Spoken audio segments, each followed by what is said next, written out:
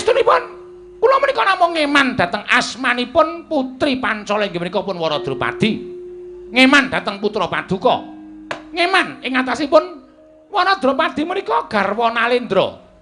Nanging gandeng tinilar dening Nalendra utawi tinilar dening kakungipun tumuli Waradrupadi menika kondur wonten negaring Pancala. Alok ing kathah sami nyebataken wong wedok sing wis ditinggal wong lanang menika naminipun Ronda. Apa Yayi Penemban? Rondo. Rondo. Utawi jandon, janda. Monggo sing jeneng wong wadon sing wis ditinggal wong lanang tumuli bali wonten bali wismanipun menika nuwun sewu mbanipun Rondo menika lek mlaku wis dijinjet-jinjet mesti dirasani karo tangga teparo. Sak tingkah polahe menika mesti dirasani didingkek karo tangga teparo. Galo, si A arep mrono, galo. Mumpung sing lanang ora ana. Arep mbiah-mbiah sak penake dhewe. Mila ingkang saking menika kangge jagi asman. Hyang Agung. Muga ngayomana marang Projeng Pancala. Pati. Sawetara nggonira ngadhem ngarsaning ingsun. Padha raja sak praptanira patih Trusna Kethu. Kawula nuwun Kanjeng Sinuwun sembahan kula. Pangayaman kula wonten ing Madyapada prating delahan tansah winantu ing karaharjan sawanipun ing abdi kepatihan.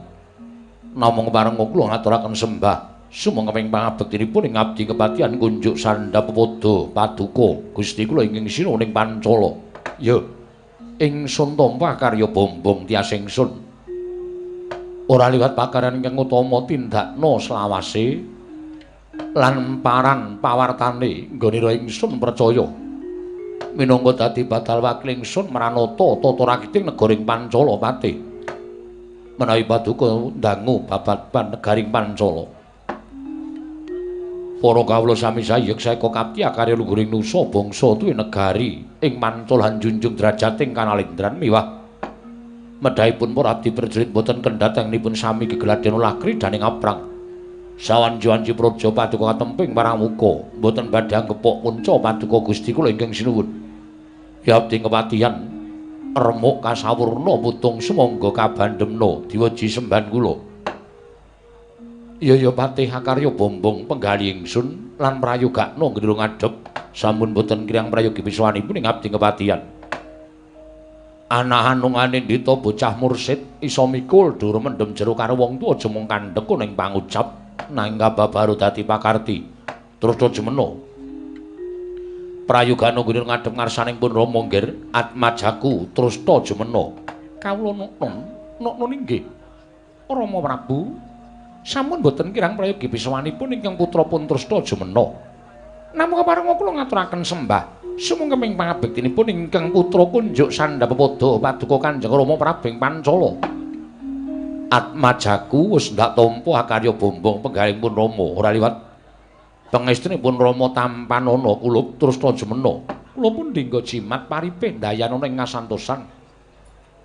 Paring pangestu Paduka Kanjeng Rama mawakana kabagyaning gesang kula saha sampun boten kirang sekeca anggen kula ngabiyantara ngersa Paduka Kanjeng Rama Prabu Pancala. Trusna jemena kula wonten pangendika ing ngadhawuh prayogakna ya nggih. Ora kanthi kanyana-nyana.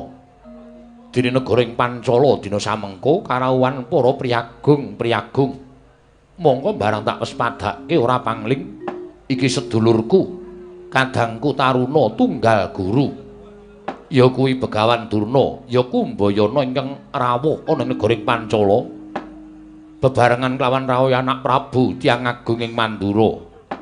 Penembahan Durna, Kumbayana padha kanthi raja sak praptanira ning negara ing Pancala. Kumbayana gondhok blekuduk suwalu gembol sumerante hawela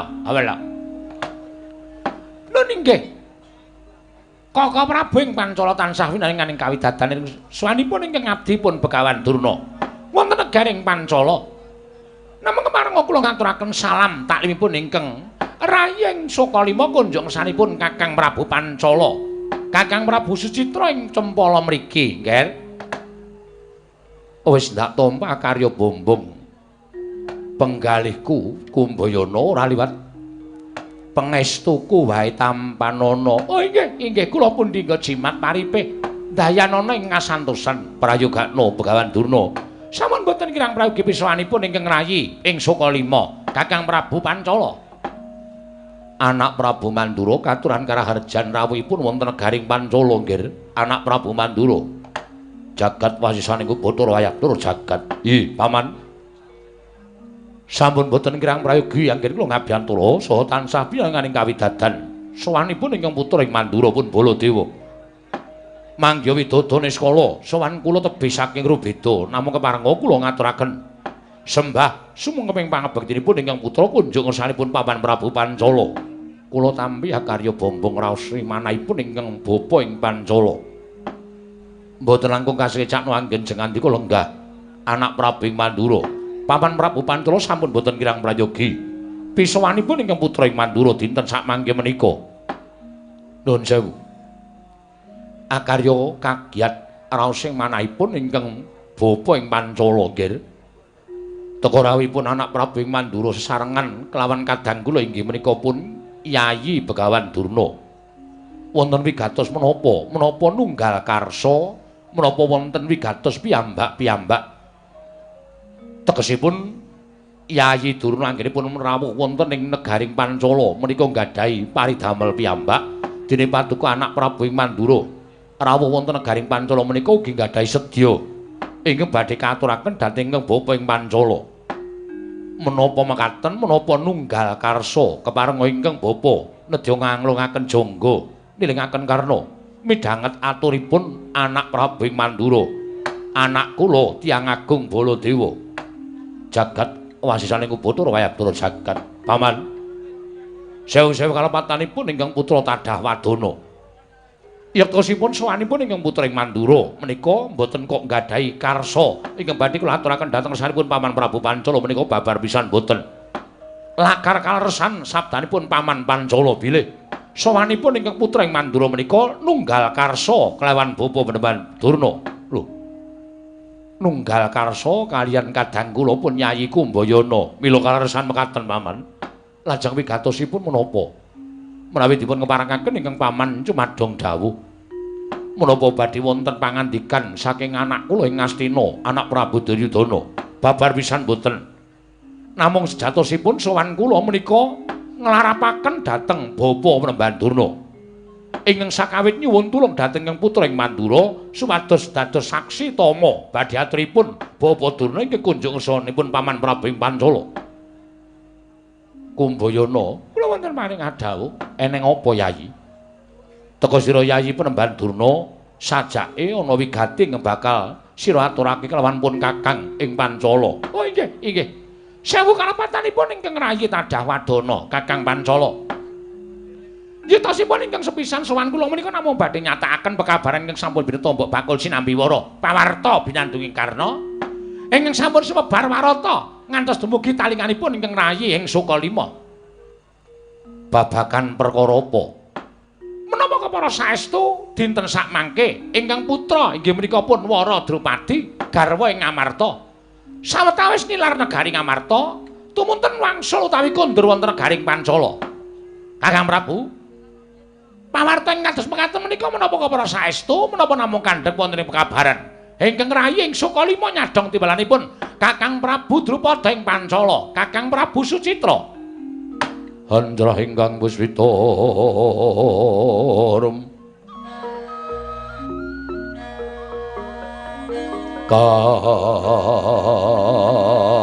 kasiliring samirana mrit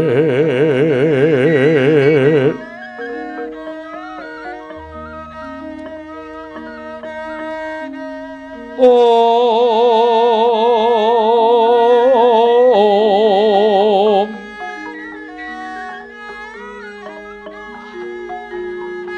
Sekar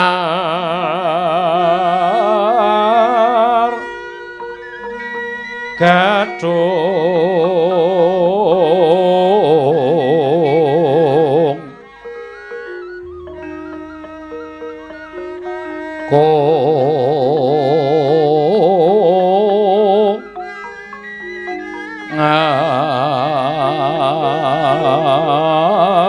pangas kandhanyo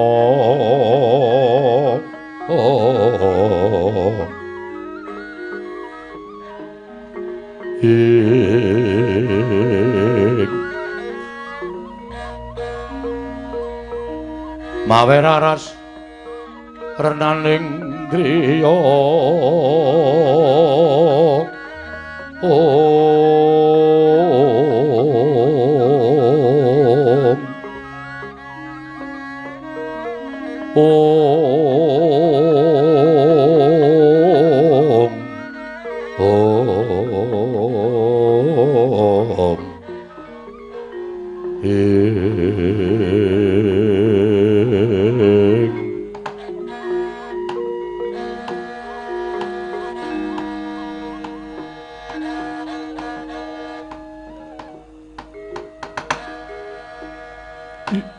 jagat wasisaning Ubathara Wayabara jagat terus semeno kula wonten pangandika ing adhawuh menapa Kanjeng Rama lara apa to apa ingkang ndak kuwatirake dina samengko kababar dadi kasunyatan wiwit Mbak Yumu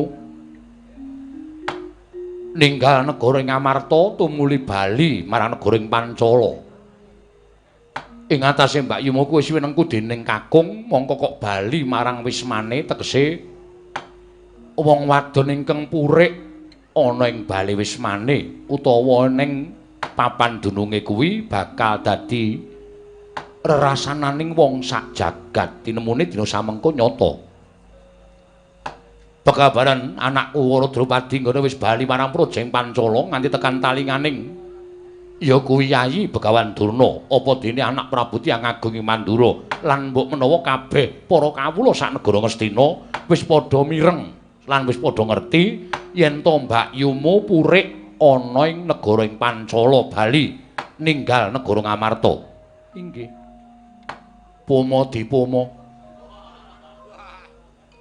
sesa upama kowe winengku utawa kowe mengko garwa aja demen regejegan jroning bangun kulawarga aja demen regejegan gone bangun bali wisma luwe-luwe aja nganti esuk bojomu entuk purik ana ing bali wismane merga iki dadi cacataning wong sak donya dadi cacataning wong kang krungu marang lelakon iki Mbak Yumu bali ana kedaton Pancala nganti Yayi Begawan Durna anak Prabu Mandura nanjihake ana ing negara ing Pancala tumuli dina samengko aku kudu matur kepiye kelawan Yayi Begawan Durna lan Tiyang Agung Mandura nuwun sewu Rama Prabu gandeng sedaya sampun kelampah amun menapa menawi paduka Rama Prabu tumuli prasaja dhateng inggih menika paman Penemban Durna miwah Kanjeng Kaka Prabu ing Mandura ngono ya terus semena iya kasinggihan mekaten Yayi Penemban Durna kula wonten maring adhawuh panjen kepara nyata yen to Atmajaku Waradrupadi dina samengko bali marang Projeng Pancala ya Projeng Cempala kene Penemban Durna menawi ngaten leres menawi ngaten leres pawarta ingkang sampun kula tampi pawarta ingkang sampun ngantos dumugi wonten ing Pertapan Sukalima bilih Dewi Waradrupadi dinten sakmangke wangsul dhateng negari ing Pancala dene sababmu sababipun mboten sanes pamarta ingkang sampun kula tampi krana inggih menika anak Prabu ing Ngamarta anak Prabu Puntadewa sampun wonten tigang candra etang kelengganingga dinten sakmangke menika nilar negari Ngamarta mongko mboten dipun mangertosi wonten pundi papan lenggahipun Nalindra ing Ngamarta Prabu Darmakusuma tumuli kodhong sutaninggalih Dewi Waradrupadi kondur wonten negaring Pancala ngaten leres Kakang Prabu menapa ing sampun kula aturaken dhateng kersanipun Kakang Prabu menika panjenengan sampun paring dawuh kepara saestu bilih ingkang putra kondur wonten negaring Pancala ya pancen bener terus sak banjure aku tak takon karo Yayi Penemban Durna apa to wigatine dene sira Yayi Penemban Durna teka nyatakake lawan Atmajaku Waradrupadi nggone bali marang Projeng Pancala menika mekaten Estripun anggen kula nyatakaken wonten negaring Pancala menika kula nuwun sewu lho sinuwun nuwun sewu Kakang Prabu estunipun kula menika namung ngeman dhateng asmanipun putri Pancala inggih menika pun Waradrupadi ngeman dhateng putra Paduka ngeman ing atasipun Wanadropadi menika garwa Nalendra.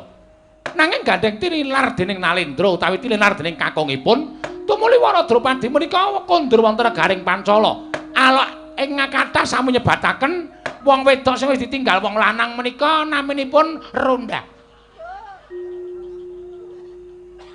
Apa Yayi Penemban? Rondo. Rondo. Utawi jandon, janda. Monggo sing jeneng wong wadon sing wis ditinggal wong lanang tumuli bali wonten bali wismanipun menika nuwun sewu mbanipun Randa menika lek mlaku wis dijinjet-jinjet mesti dirasani karo tangga teparo. Sak tingkah polahe menika mesti dirasani didingkek karo tangga teparo. Galo, si A arep mrono, galo. Mumpung sing lanang ora ana. Arep mbiah-mbiah sak penake dhewe. Mila ingkang saking menika kangge jagi asmanipun ingkang putra inggih menika pun Waradrupadi sampun ngantos cinacating dening sesami, cinacating dening para kawula dikandha wong mrana-mrana. Kula menika istrinipun namung badhe kepengin ngayomi, melindungi dhateng pun Waradrupadi sampun ngantos banger bacin asmanipun mergi dipun raosi dening para kawula lan para Sentana sak negaring Pancala, langkung-langkung wonten ing sak jawining rangkah negaring Pancala menika mboten prayogi, mboten prayogi. Mila tumunten tuwa mrentuling manah kula. Kakang Prabu, sowan kula menika namung badhe milujengaken dhateng asmanipun ingkang putrapun Waradrupadi. Ose, tegese piye? Tegese piye? Ora usah dadak mbok kalang-kalang ngrembuke. Yayi Penemban Sukalima matur kaya mengkono mau lereke piye coba aku tak nyuwun prisa. Nah menika ngaten. Gandeng anak Prabu Darma Kusuma menika sampun 3 candra mboten kondur wonten negaring Ngamarta. Samenika ngaten kemawon dipun sebar nawala pawarta bilih Ratu Ngamarta pejah ngaten kemawon. Ratu Ngamarta Prabu Puntadewa pejah. Wong nyatane digoleki ndi-ndi ora ketemu. Nek umume lunga tanpa pamit menika dipun upadi tertentu dipun mangertosi wonten pundi papan dunungipun menapa tapa menapa prihatin menapa dos pundi mangke boten mangertos ning sing cethak ana piyayine ane nek 3 sasi menika dipun upadi boten wonten menika ategesipun nyengsaraken dhateng putrapun Waradrupadi. Nah tinimbang Waradrupadi menika mangke dipun raosi dening tangga tepalih dipun raosi dening para kawula. Mila kula ingkang badhe milujengaken ingkang putrapun Waradrupadi sarana Waradrupadi menika kula rengkuh minangka tetimbanganipun ingkang rayi ing Sukalima pun Begawan Durna. Gusik. Gajeke Yayi Durna kuwi rak wis duwe garwa. Yayi Penemban Sukalima kuwi wis duwe garwa. Sampun. Malah beda karo kahanane liyane jare garwa Sukalima kuwi malah sikile papat. Panyeleres. Lah kok isih arep garwa karo anakku Waradrupadi. Panjenengan suku sekawan menika sampun kula setrakaken wonten ing Stadion Pacar. Lho kanggo apa? Kangge Bupati Kap. Sawanci-wanci pendak taunipun badhe kula ginakaken supados berlomba-lomba. Bapak Duna, wonten dawuh nggih. Mbok ngendikanipun menika ingkang sae. Panjenengan menika pendhita, kula menika kisruh pikiran kula. Kula menika badhe nembung dhateng putranipun Kakang Prabu Drupada inggih Waradrupadi. Menika janjanipun pikiran kula menika kisruh. Apa ya iya, apa ya ora. Nek ora kok ati kowe kula wis mantep. Dene nek iya, kula menika anggenipun badhe nglampahi menika dos pundi wong nyatanipun. Nuwun sewu. Sing jeneng Jodho menika wonten astanipun Gusti. Nggih. Jodho menika wonten astanipun ingkang gawe jagat. Nadyan Bapak Durna sak mangke tidha-tidha penggalipun dipun dadosaken madhep mantep penggalipun. Sapa ngerti Waradrupadi kersa ngladeni dhateng Bapak Penemban Durna. Anggenipun sampun dangu dipun tilar dening Yayi Prabu Darma Kusuma, tumunten sak mangke panjenengan milujengaken dhateng asmanipun putra ing Pancala inggih menika Waradrupadi, sinten ngertos menika dados jodho dawuhipun Bapak Penemban Durna. Lah menika nggih menika ning dos pundi anggen kula badhe matur Blokasuta kemawon. Blokasuta kemawon sampun ngantos ajri. Paman Prabu Pancala tartemtu nampi dhateng panjenenganipun Bapak Penemban Durna. Oh inggih. Kakang Prabu ngaten kemawon. Blokasuta blakutang terus terang Sowan kula menika namung badhe angebon-bon ingkang Anjejawas wonten gandeng para Drupadi sampun tilar Prabu Puntadewa 3 wulan laminipun. Monggo mboten wonten pengabaran menapa kemawon. Werkudara Janaka sampun budidaya ngupaya wonten pundi lenggahipun anak Prabu Darmakusuma parantri boten pinanggih. Dipun pesthekaken kemawon menawi samangke para Drupadi menika sampun boten nggadhahi guru laki tegesipun sampun boten nggadhahi sesembahan. Anak Prabu Darmakusuma dipun singkiraken sampun ngantos dipun penggalih. Samangke Wara Drupadi kula ingkang badhe mengku, badhe kula boyong wonten pertapan Sukalima. Paman, anak Prabu Mandura wonten dawuh. Boten ateges kula menika badhe tumut-tumut perkawisipun Bapa Durna ning gandeng kula menika sampun dipun dadosaken saksi tama. Kula namung badhe ngiyataken dhateng rembakipun Bapa Penemban Durna. Saking memanggipun ingkang putra ing Mandura, menapa dipun aturaken Bapa Penemban Durna menika kepara saestu. Lan sanget mesakaken dhateng kawontenanipun inggih menika pun Nyai Wara Drupadi. Anggenipun sampun dangu tilar dening garwanipun Prabu Darmakusuma. Sakmangke sampun ngantos dados reraosanipun para kawula, reraosanipun para nayaka, lan reraosanipun para punggawa negaring Pancala. Menapa mboten langkung sae menawi sakmangke ingkang putra pun Nyai Wara Drupadi menika winengku dening Bapa Penemban Durna. Lho, menika nggih. Angger Baladewa menika resanganipun maring pangandikan. Kakang Prabu Pancala sakmangke sampun ngantos bot nggadhahi pot-repot wonten penggalih panjenengan. Wara Drupadi badhe kula sengkaken ngaluhur, badhe kula muktekaken wonten ing pertapan Sukalima. Kusik. Yen iki mengko anak Prabu Puntadewa tumuli timbul ning Praja Ngamarta. Apa ora dakriwikan dadi grojogan geguyon dadi tangisan? Ing atase durung ana nawala, Wara Drupadi dibalekake marang negara ing Pancala. Balining Wara Drupadi kuwi saka karepe dhewe merga ning negara Ngamarta kuwi bingung. Penggali anakku Wara Drupadi tumuli trima bali ing negara ing Pancala.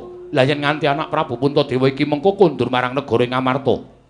Apa ora jeneng bibiti perkara antaraning Pancala lan negara Ngamarta, Yai Penemban Durna? Ah, mangke kula ingkang badhe matur dhateng anak Prabu Darmakusuma. Kula ingkang badhe matur dhateng anak Prabu Darmakusuma. Kula ngertos watak wantunipun anak Prabu Darmakusuma menika kula nuwun sewu. Nalendra ingkang lila legawa lair trusing batin. Aja kok nung bondo donya disuwun, aja kok mung bojo dijaluk. Nadyan nyawane disuwun dening piyai sanes kemawon badhe dipun paringaken dening anak Prabu Puntadewa. Mila kula pitados menawi samangke kula sampun kelampahan sah tumrap ing negaring Pancala dados Wara Drupadi menika dados bojo kula. Tetimbanganipun ingkang rayi pun Begawan Durna. Kula ingkang badhe matur dhateng anak Prabu Puntadewa. Lan kula paget mesthekaken bila anak Prabu Puntadewa samangke badhe nampi lelampahan menika kanthi lega legawaning penggalih. Iya, iya. Nanging sing banger bajin asmane dudu sapa-sapa. Ning wong tuane Wara Drupadi, ya kuwi aku Penemban Durna. Ing atase aku kuwi Darbe putra ya kuwi Wara Drupadi durung dipisah, durung dipegat karo anak Prabu Puntadewa teka tak rabekake karo Begawan Durna. Apa ora jeneng aku kuwi wong tuwa sing mamak mumuk ora weruh marang kahanan. Ing atase atmajaku durung dipegat karo guru lakine kok tak rabek karo wong lanang liya kuwi apa ora jeneng mengko bakal ngucemake asmaning Nalendra ing Pancala. Ah. Menika mangke wonten pawadan sanes. Menika mangke wonten alasan-alasan ingkang saged dipun aturaken. Amargi kangge njaga naminipun ingkang putra pun Wara Drupadi sampun ngantos dados raosan menika ugi saged. Kanthi pawadan sanes Wara Drupadi sampun 3 wulan boten kempal kalian piyai kakung menika ugi saged. Amargi sampun 3 wulan boten dipun kempali dening garwanipun menika menawi tata cara wonten ing ijab kabul menika sampun sah dipun pegat. Sah dipun pegat. Mila ingkang saking menika samangke kula aturi paring dawuh ingkang saestu dipun maringaken menapa mboten Kakang Prabu Pancala ingkang putra Wara Drupadi badhe kula baya wonten ing pertapan Sukalima. Mboten badhe dawuh wonten ing Padasuri nanging badhe dawuh wonten ing Kasur Babut Permadani. Kasur babut ingkang samangke badhe kula aturaken dhateng pun Wara Drupadi dados sarana perlambang inggih menika kuncara sarta anjayang bawana ingkang putra pun Wara Drupadi. Kakang Prabu Pancala, Kakang Prabu Citra inggih Kakang Prabu semban kula. Sidhem jroning pasewakan Wadya Agung tanpa sabawa.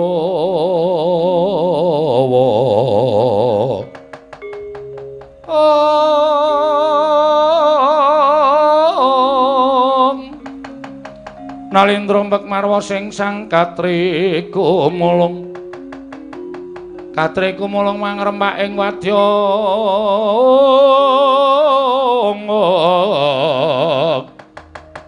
Kurda kurare kagiri-giri Ronanggono magawiya gelar ira wang-wang sidhem jroning pasewakan negaring Pancala nalika semanten sami midhangetaken panjenenganipun Pandhita ing Sukalima tinampi nata ing Pancala Prabu Drupada ndadosaken legeg tiasing nata ing Pancala Prabu Drupada nglenggahi kanyut pinangka wardu kanyut ujaring wagenten wardu jareng ngeca durung dasaring pertala kasaru geger njaba pihak ngarsa tamping wulu sebar bonamu apa to kang dadi tarunane ora macem urangke Gajah Medha kawantilan kejawi namung sowanipun atmajanipun Lurah Semar Badraya Lurah Bagong ingkang wantun minggah dhatula nyerpepeh pindha sata metarangan karya jingga kang samya mulat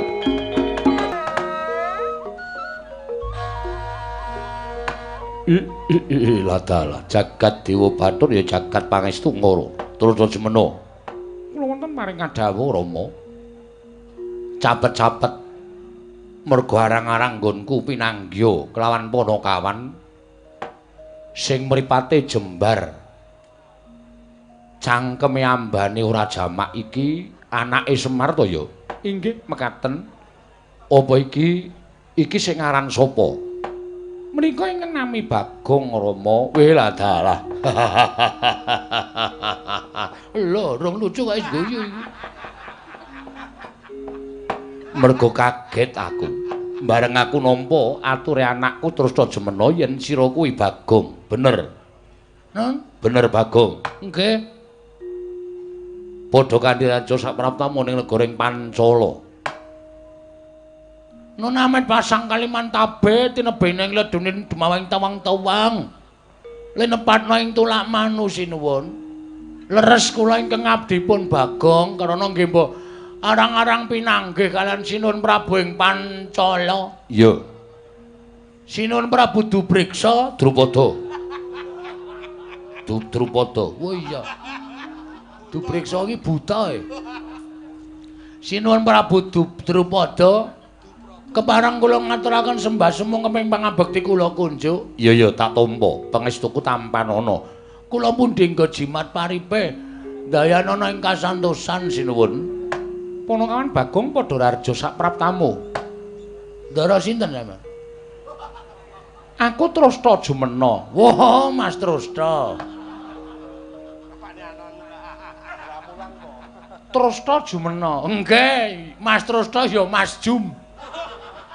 Iya. Kula ngaturaken bekti kula konjo nggih, Mas Jum. Iya. Pangestuku tampan ana. Kula pundhi nggo jimat paripe dayanana ing kasantosan. Bagong Padhararja sapraptamu. Lho, menika sinten? Aku Patih Trasta Kethu. Wah, Kethu. Iya. Nggih, nek ana Patih bekti kula konjo. Iya tak tampa. Pangestuku tampan ana. Kula pundhi nggo jimat paripe dayanana ing kasantosan. Oh, lole kenthos lalu gembol manyar-manyar. Bagong padha kurarja sapraptamu, Bagong. Nek niki mboten pangling ketara lole niku. Kalih gembol manyar-manyar teruse duk neng dungkul tung. Begawan Durna. Iya, aku Begawan Durna. Nggih. Kok lenggah teng mriki? Oh, ya wis awetara aku sowan ning negara Pancala, Bagong. Syukur. Padhararja sapraptamu wilujeng penemban bekti kula kunjuk. Oh iya tak tampa. Pangestuku tampan ana. Nun nggih sanget anggen kawula ndadosaken jimat paripe. Bagong. Padha kanthi Rarja sapraptamu. Nek suarane kados Ndara Baladewa. Yo, aku bendaramu Mandura. Lah rak tenan to. Wilujeng nering sambi kala sowan kula bekti kula kunjuk sinuwun. Yo tak tampa pangestuku tampan ana. Kula pundhi nggo jimat paripe dayanana ing kasantosan. prayoga nuwun ngadhep wonten ngarsaning Paman Prabu Pancala Bagong. Nun nggih. Sampun boten kirang prayogi piswanipun abdipun Panakawan Bagong. Bagong, wonten dawuh sinuwun. Eneng apa? Janur gunung kadingaren ora kaya adat sabene arang-arang yen to Panakawaning Pandhawa kuwi sowan ana negara ing Pancala. Lah kok dadi sira sowan ana negara Pancala kuwi wigatine apa, Bagong? Ingkang sepisan kepareng ngaturaken salam sembah pangabekti kula kunjuk ngersanipun sinuwun Prabu Pancala. Ya, tak tampa. Pangestuku tampan ana. Kula pundi nggo jimat paripik dayana ing kasantosan. Dungkap angka kalih. Wale-wale menapa sinuwun? Sowan kula sampun Prabu Drupada menika wonten wigatos ingkang badhe kula aturaken sehubungan kalian awak kula piyambak. Lho. Piye to tegese piye? Ana wigati ngemagepokan karo awakmu dhewe iki tegese piye? Ah, menika ngaten. Sowan kula sanipun Cung Prabu Drupada menika nyatakaken dhateng pekabaran sampun birta Mbok Bakul Sinambiwara pawarta binanduking Karna menapa kepara saestu bilih inggih menika putra paduka pepunden kula Gusti Ayu Wara Drupadi menika kondur wonten ing negari Pancala. Sinuwun, ya pancen bener. Lah apa kowe diutus dening bendaramu Werkudara apa dene Janaka apa nekula Sedewa supaya nyatakake anakku bali narang negara ing Pancala? Oh, mboten, mboten. Lho, ora diutus, mboten. Lah apa to sababe kok kowe nyatakake marang Atmajaku Wara Drupadi? Menika karep kula piyambak. Karep kula piyambak. Terus karepmu piye? Ana wigati apa ing magepokan kalawan Atmajaku Wara Drupadi? Ha menika ngaten. Kula menika nampi sasmita ingkang dumeling tanpa wujud wonten ing madyaning pasumpenan nalika tilem wonten ing Parangkusuma. Wekdal dinten kepengker kula menika nenepi wonten pinggiring segara. Ya. Beta klasa alit. Kula tilem janjane nggih ajeng lek-lekane kok klekaran niku garang angine ya kepenak. Terus maklap ilang saknalika kesadaran kula jebul kula menika manjing wonten ing madyaning pasumpenan. Lho, manjing jroning pangimpen. Mekaten. Pinanggih kan setunggiling Jawata ingkang nuwun sewu radi mboten ketingal peteng. Ya. Jawata menika kala wau paring dawuh kalian kula. Bagong, iki negara Ngamarta lagi ketaman pacoban. Monggo kowe dadi abdining para Pandhawa. Ngoten menika. Ya, sabanjure. Mula kowe kudu iso nyelametke. Kowe kudu iso gawe arum asmaning para Pandhawa tetep dadi sangsa ngagunging para kawula sak jagat iki. Lah kowe tak kandhani ya Bagong. Lho, kok sik dewa paring sasmita kok akeh banget. Niku ceramah. Oh iya. Kula midhangetake piyambak. Nah, supaya kowe kuwi iso gawe arum asmaning para Pandhawa gandeng. Iki Prabu Puntadewa iki lagi jengkar. Monggo ora dingerteni menyang endi papan dununge Prabu Puntadewa. Lah, Wara Drupadi iki garwane kondur ning Pancala. Aja nganti kucem asmaning Dewi Wara Drupadi, aja nganti kucem asmaning putri negara Ngamarta, prameswari negara Ngamarta.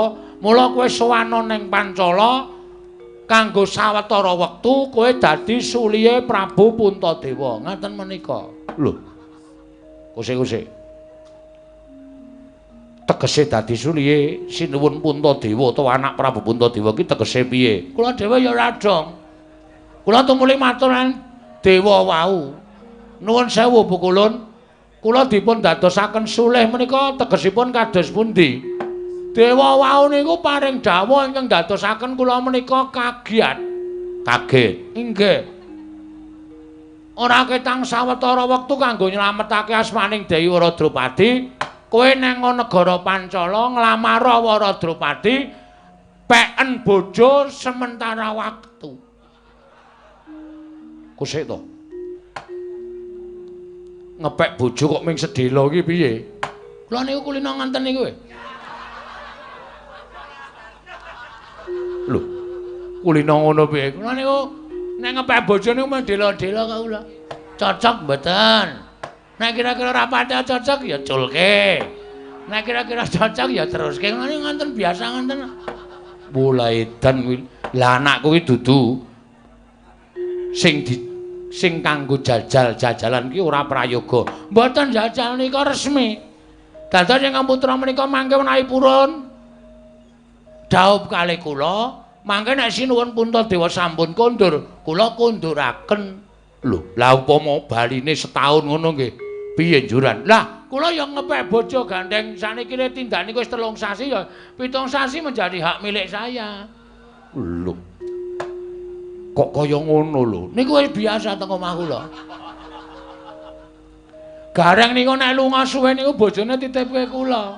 Weh, ngono to. Niku pun biasa. Kowe lungane pirang dina, Reng? 7 dina. Titip bojo ya, Gong. Nggih kula gawa teng omah. Weh. Kowe ya diladeni. Lah iya. Ya ora masalah. Lho, lah Gareng kok ya trima. Lah kula nek lunga le bojo kula titipke Gareng kok. Dadi tenggen kula niku wis usum, genti-genten niku wis usum. Edian. Lah kok dadi kaya ngono ki piye? Sing ra entuk dititipke kuwi bojone Semar. Mergo bojone Semar widodari ayu banget e. Tahu bapak lunga titipke aku bapak ndasmu kuwi. Ngarep melu ngapa wae? Mbokmu meneng omah wae. Ngoten niku. Lah, mula sowan kula menika namung mituruti dawuhing dewa. Nek kepareng ajeng kula boyong teng gubuk kula.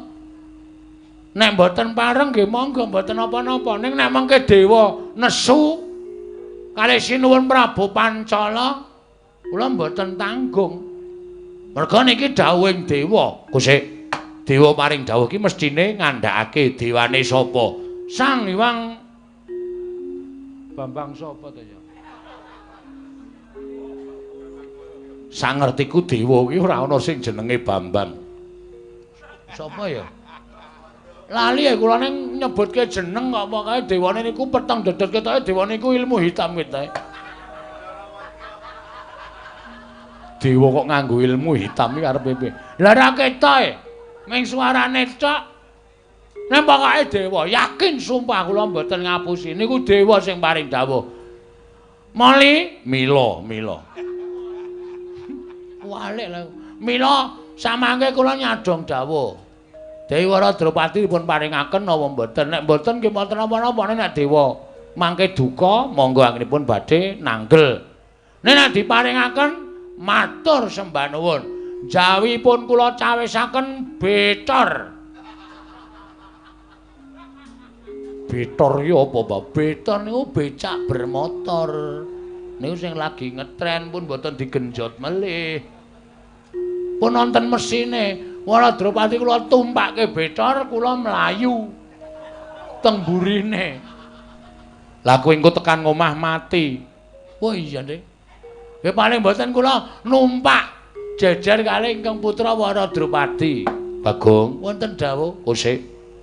Bingung ngrasaku. Sebabe kowe ngerti yen to Yayi Peremban Durna, pandhita ing Sukalima rawuh mrene. Nggih, ngertos. Terus Begawan Durna rawuh mrene iki uga bakal nglamar Atmajaku Waradrupadi ingkang bali marang Projeng Pancala. Lah nek anakku tak paringake marang kowe engko mesti Durna ngamuk. Ning semono uga nek anakku tak paringke karo Begawan Durna, kowe mesti ngamuk. Jelas. Aniki wis dadi tekad kula. Kula niku wis tom-tomen kalih ingkang putra Waradrupadi. Pun kula lukis teng tembok ruang tamu kula. Lho, sapa? Putra panjenengan Waradrupadi nganggo anduk tok. Jas nika pokoke. Wilah dalah. Saka kepengin kula nuruti keparenging dewa. Nek sinuwun mboten maringake kula ngamuk teng pundi niki jenenge Pancala. Nek sampeyan maringake matur sembah nuwun. Napa ya abot Begawan Durna kalih Bagong. Nek pancen didelok rupane nggih loro niki ra eneng sing apik. Dadi anak sampeyan iku dilamar wong bosokan kabeh. Ning nuwun sewu, nek ditonton saka cocoking para kawula mung tamang tanting kawula semanten cacahe. Suara terbanyak mesti milih kula. Mboten wonten sing milih kalih Begawan Durna. Mboten wonten kecuali nek swara niku swara bayaran mesti milih niki. Ning nek swara niku luar dari hati nurani mang biawarake. Kawula Pancala Bagong karo Drupadi apa Durna karo Drupadi mesti do muni Bagong karo Drupadi. 50%, 50% malah mesti do bengok Bagong karo Durna. Bagong karo Drupadi ngoten. Wiladalah iki bingung aku. Bingung sampean ketok ana bingung. Pertama wau pun bingung sampean wis ketok. Lakon kok Bagong rabi ngene ora gawe bingung apa ora pecandhase. Mula ya alon-alon mawon sak titahe waton tekan esuk sing penting wis dibayar ngoten mawon.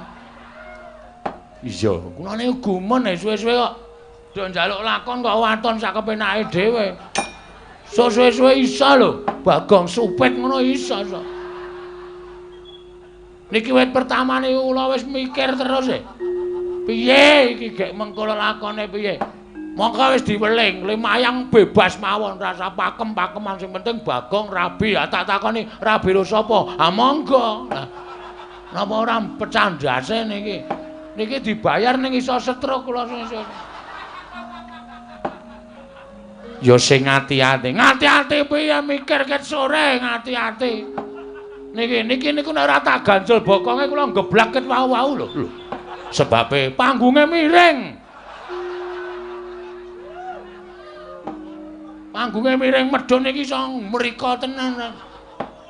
Ya piye? Lho, malah ndukani seneni karo aku. Kula ora kepengin entuk kabar pawarta e. Pripun? Para Drupadi diparingke napa mboten? Nek mboten kula ngamuk niki wis kecekel tekan sak gurunge gara-gara niki lakone. Monggo bar limbukan kula perang kali Kurawa. Wis lumayan. Engko terus gara-gara bar gara-gara mikir meneh. Ning ora masalah, ora apa-apa waton gelem nanggape kok. Bangane ra ngarani lakon ra nanggap nggo apa? Lah iya. Kowe kok malah gresula dhewe iki piye? Amen kok. Mangkel e kula. Iya piye? Anake iki dikeke apa ora? Kok ya. Kula kei wektu 2 kali 24 jam. Suwe timen. Lewayangan ki ping tekan sesuk-esuk. Wah iya, Ding. 3 kedheping paningal. 3 kedheping paningal. Nek sinuwun Drupada mboten paring dawuh Bagong, anakku tak keke Durna apa tak keke Bagong? Ora ujar ora kaul. Nan kula nesu tenan teng mriki. Sampeyan ngerti to nek kula nesu, kula nguyuh sak nggon-nggon. Biyen kratone Pesing mbok men. Asli kula ora guyon niki. Pun mang paring dawuh, kula nengga sabdanipun Sinuwun Prabu Drupada. Ora kaya wae.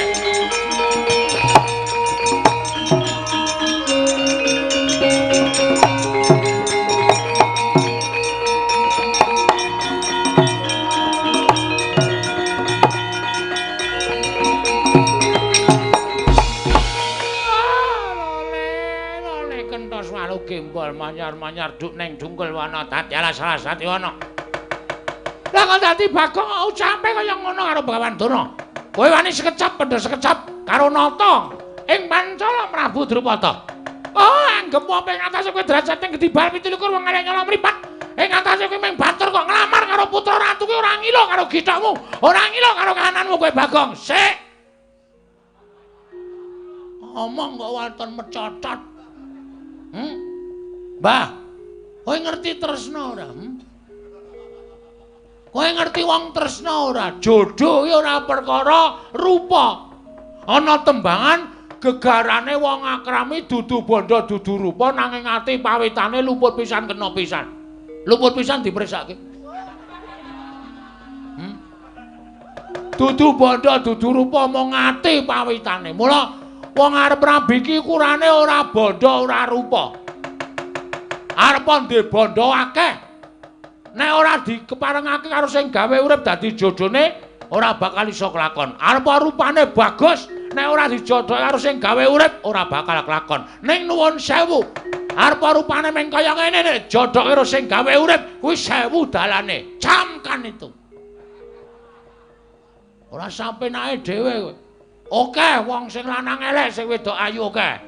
Ana sing wedok elek, sing lanang ayu oke. Ana sing elek kabeh ya ngono. Ana sing lanang ayu sing wedok bagus. Sing wedok ayu sing lanang bagus. Kuwi ya pirang-pirang, bagus kabeh.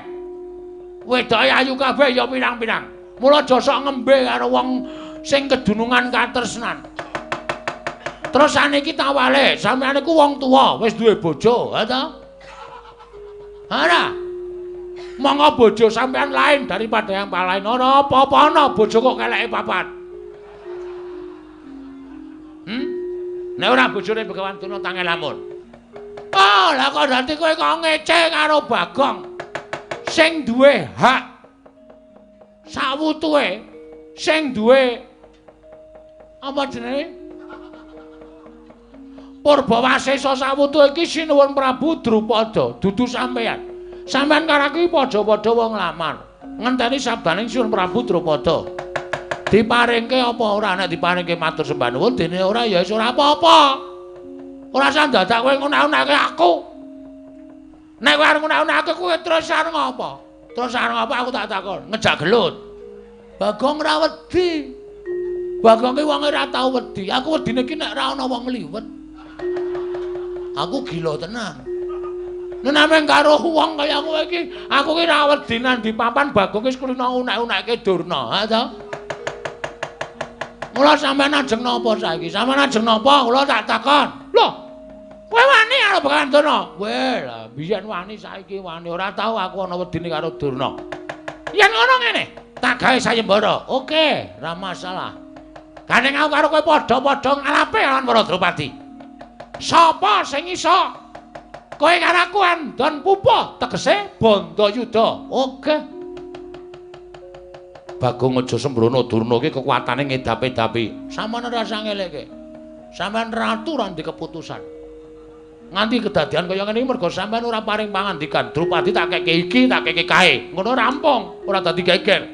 Sampeyan bareng kono kahanan kaya ngene lagi. Bagong ngati-ati. Kula kowe tuwa ora usah dikandhani. Lho, aku malah tok unek-unekke. Nang kene arep tak unek-unekke kabeh. Bagong aja kaya ngono. Ngapa kowe jum? As kebacon muring nek carane ngene. Bagong. Kudune kowe ngawas karo githokmu. Ora ana wong ngilo iso ngilo githake dhewe. Lho. Ora usah melu-melu Sinuwun Prabu Baladewa. Aku ngerti sampean tekan kene mbelani karo Durna. Kudune sampean ki mikir. Sampean iki kudune menggalih. Prabu Puntadewa ki sapa? Prabu Puntadewa kuwi kadang sampean dhewe. Prabu Puntadewa lunga, bojone purik kok malah ajeng jodoke karo Pendhita Armodar ngene. Sampeyan iki ratu, nuwun sewu, iso menggalih apa ora? Lho piye? Nyepelekke ora. Sapa sing nyaru wis tau nek-nek. Nah, ora ngapusi. Aku nek, "Ha apa? Kowe barang yo apa?" Gecek modar kowe. Lho wong delok barang kok dinek-unekke. Wis ben apa? Ha ora. Jajal sire jeblase kuwi. Nek ora ngene iki ora metu pangunek-uneke atiku. Ora, nek pancen wani metu jaba. Oh iya, oke. Metu jaba ya metu jaba. Ayo, neng lapangan utawa nang alun-alun negara Pandura ditemtoke. Kekuatane Bagong karo Begawan Durna iki menawa sapa? Lakon legandang dening aku. Legandang jangan legandang. Caedan. Ayo ora legandang ning gelandang. Begadang. Berarti sampean penggemar Rhoma Irama. Ngerti lagune ayo. Ayo. Legandang jangan legandang. Ono kuwi. Sampean seneng apa? Oh iki wonge nyenengke. Nanggap ora mung guyu. Ya, sesuk tak timbali ning Pancala. Nah ngono, sarombongan. Ya. Beres pokoke gayeng. Ya Bagong. Nyuwun pamit lajeng gelut kalih Begawan Durna. Ya sing ati-ati. Begawan Durna sing ati-ati. Oh nggih Kakang Prabu Pancala ngestakaken dawuh. Ayo metu njaba. Iya, wis kulino namung tatokke njaba. Aku wis ngerti kok iki nek ora metu njaba cilaka iki. Tanggung jawab iki. Mula terus gage-gagele. Nek ora ngono Jawa ya ngrekoso. Wis kono do metu njaba ndak malah gawe geger ana ing jroning Datraya. Ayo metu njaba Bagong. Ayo metu njaba ya metu njaba. Lho.